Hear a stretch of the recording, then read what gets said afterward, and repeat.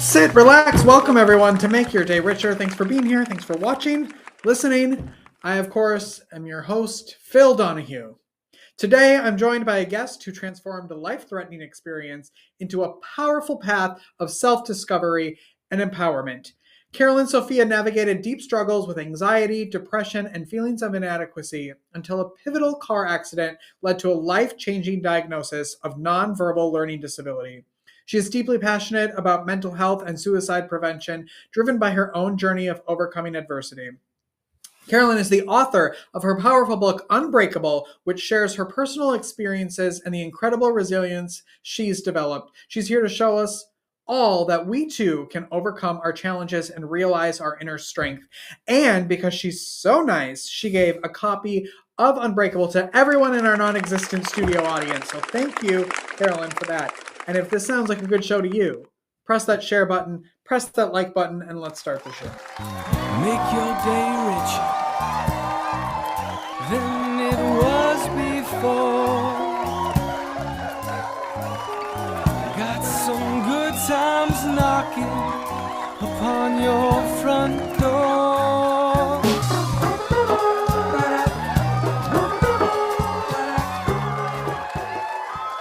Let's go. Carolyn, thank you so much for being here. Thank you so much for having me. I'm excited to be here. I'm excited to have you here and talk about your book, Unbreakable. Can you tell everybody about the book? Yes, so Unbreakable was born in 2021, but I started writing it in 2020 after I got into a life-threatening car accident. I had almost faced death not once, but twice, and I realized that that wasn't a coincidence. And that kind of is how Unbreakable became what it is. It's not all about, the car accident stuff, but it kind of really started to help me use my voice with mental health and suicide prevention. And so the book really goes into my life. It goes into a lot of stats, a lot of just kind of showing you how prevalent these issues are among young kids and young adults. So it really kind of gives you a mix of different data in it. Can I ask what kind of, like, the car accident? What happened? So it was March 15th, 2020. So it was the day that COVID turned the whole world upside down. And I got into a life-threatening car accident. We were going down the straight street. We were turning out on the main street, and this car was blowing stop signs and completely T-boned us where they completely totaled the car. I grabbed my seatbelt a few seconds before the crash actually happened.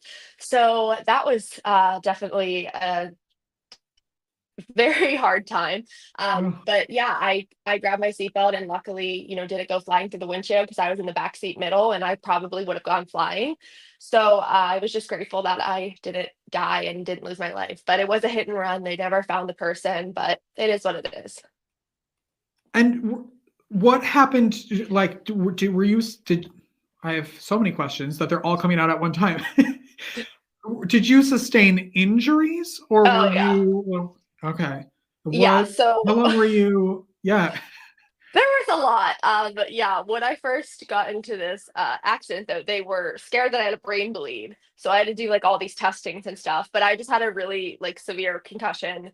I had ribs that they thought were broken, but were actually really badly bruised. I had a bone bruise in my knee. I had just a lot of like neck and back pain, and it wasn't fun. No. How are you doing today? Like, how are you now? It's crazy. It's been 5 years almost since the accident, and I'm doing well. I don't think my knee will ever fully be able to let me run again, which is the one thing that, I might not get to do again, but it's okay. But other than that, I'm healed and I'm, mentally healed and I'm doing really well. Good, good. You talked a little bit before about the book and mental health. Were Yes. you having issues before the accident, or did the accident cause more, maybe amplify it? Can you talk a little bit about your journey? So it's actually the opposite. I struggled with a lot of mental health issues like growing up and going into high school and college. And I was always silently struggling. And I was struggling with, everything from like self-harm to depression to the anxiety to just not feeling like I ever fit in. And actually, right before the car accident, I was starting to do a little bit better. I wasn't doing amazing, but the car accident is really kind of what propelled me to be like, I'm alive. That's a blessing. Mm. And I have so much support around me that I didn't even realize. And also just understanding the fact that, like, you know, everyone goes through hard times in life, but it's like what you make out of it is what matters. And, that's kind of why I started to use my voice, because I realized I silently struggled with depression for so many years that I didn't want other people to face the realities that I was facing. And I found out I had a learning disability when I was a sophomore in high school. So that didn't really help with my, anxiety and depression, because I found out that I have something called nonverbal learning disability, where it's basically you're highly verbal, but you do struggle with conceptual skills. You also struggle with, spatial awareness and especially internalizing. And that is something that I've had to navigate throughout the years. And I suppose that, like, I want to talk about depression. I talk about it all the time on this show, about how it doesn't, you don't just wake up one day and you're like, oh my gosh, I'm depressed. Like, for me No. in my depression, it was like years of slowly feeling different, Yep. where it's almost unnoticeable for a while, and then all of a sudden people start noticing that you're Yeah. not the same. Can you talk about that from your viewpoint? Yeah. I mean, I think, depression, like you said, it's not something you just wake up with. It's something that has a myriad of events that can either happen, or situations, or whatever it is. For me, it was definitely a lot of how I was getting treated in school. I have the most loving and supportive family at home, but that didn't matter when I was at school, because I was getting bullied and I wasn't fitting in. And so every day kind of just felt like a constant battle. And it got to the point where I was a sophomore, or no, I'm sorry, I was a freshman in college, and I almost decided to take my life. And, by the grace of God, I had an angel, my best friend at the moment called me, saved my life. And I just always felt different. I always felt like I never fit in. I always felt like I was never in the mold. I never felt like I was part of the cool kids, or like I was a part of, just the cool crowd. I always just felt so in the dark. What was it like to write about it and now to talk about it? That has to be, in order to write a book about your life, you really have to be open and honest. And sometimes that can be so scary. After the car accident, it was like, because I wanted to write the book, I wanted to get my story out there, because I realized Mm. that my voice actually would have an impact.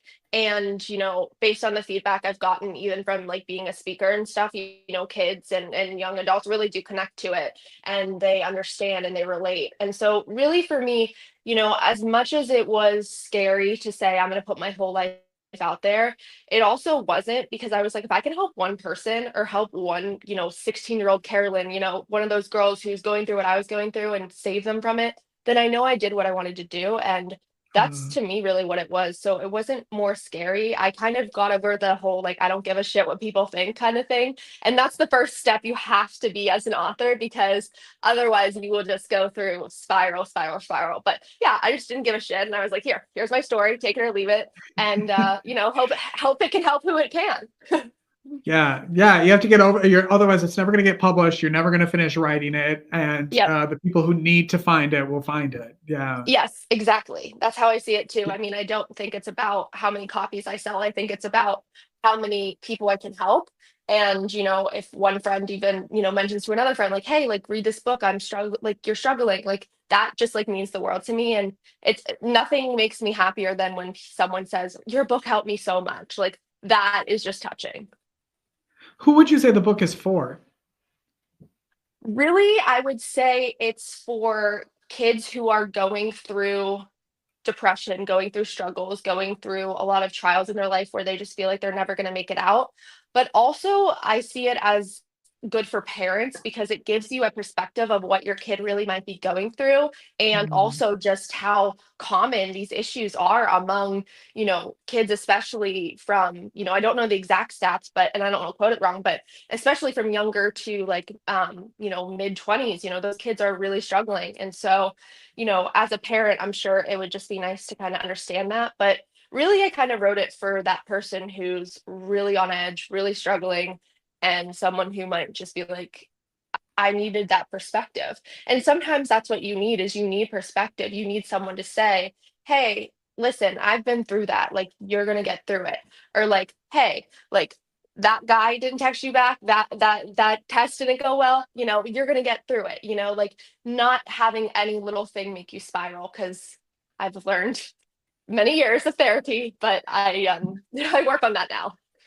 Yeah, yes. I always say, like, everybody's hell is hot. And when you're going through things like that, sometimes it can be so isolating and you feel like you're the only one going through it. And then you start like comparing, like, well, it's not as bad as that person, or I'm Yep. not as sick as this person, but it doesn't matter. We're all here to help No. each other. And I love that. I Yeah. want to talk about the title of the book, Unbreakable, what that means to you, and like if you had any other titles you were playing with. I'm just curious how people and why people title the books that they do. So actually, it's funny. I started with, well, it was more the subtitle, but it was like Perfectly Imperfect. And I was like gearing more towards, when I was thinking about the cover of the book, because obviously every author has to have a vision for your cover. There's a story behind everything. So I actually went with my cover because when I had anxiety when I was a kid, I was at the beach once with my dad, and he said, listen to the waves, like listen and calm down. And it calmed me down. So that's kind of why I went with like the serene cover of it, because I think it's like therapeutic and healing.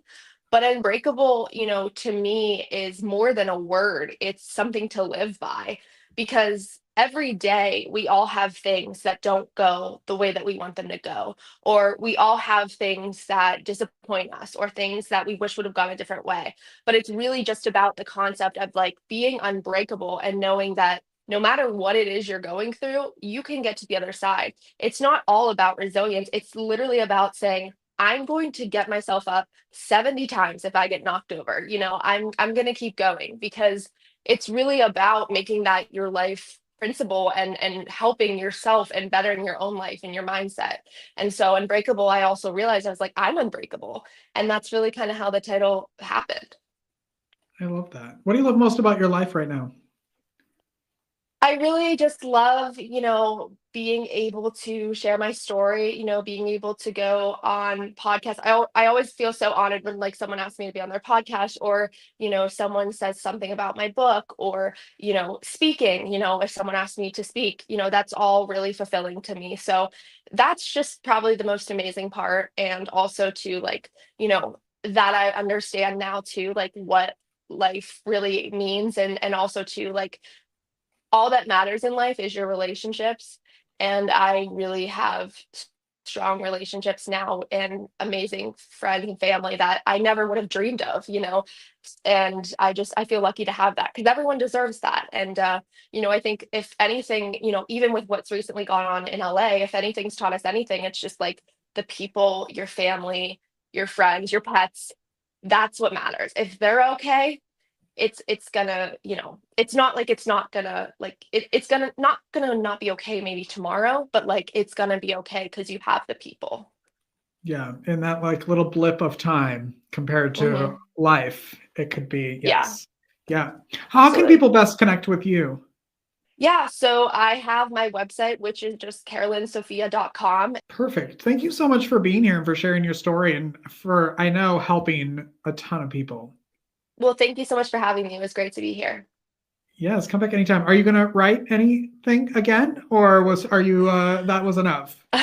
Well, it's funny. I've gotten that question a lot recently, and my answer to that is if an amazing book deal happened, that would be great.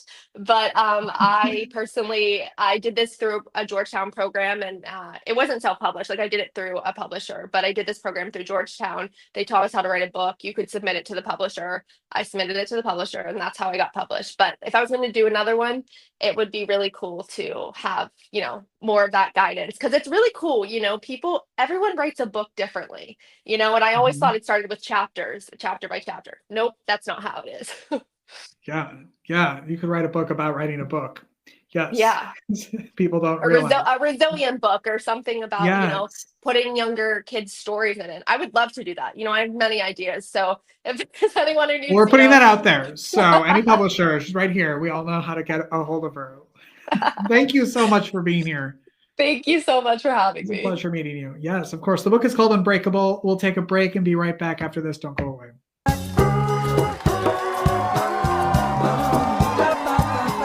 Life is difficult.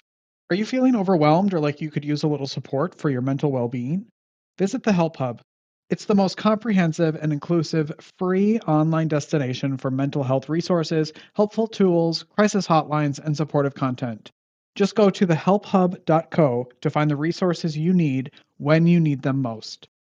Unlike other resource pages, the Help Hub is divided into 16 different categories, ensuring that everyone in every community has access to the resources and support that matches their unique needs. Find the help you're looking for at thehelphub.co.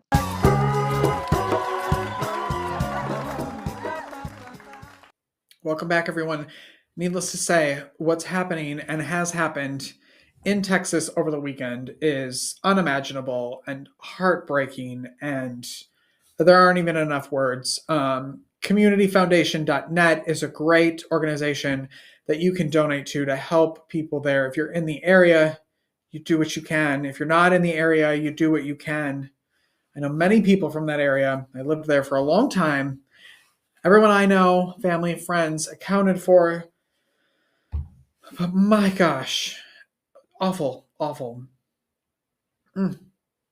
How do you end a show like that? Well, I'm about to. Go make your day richer.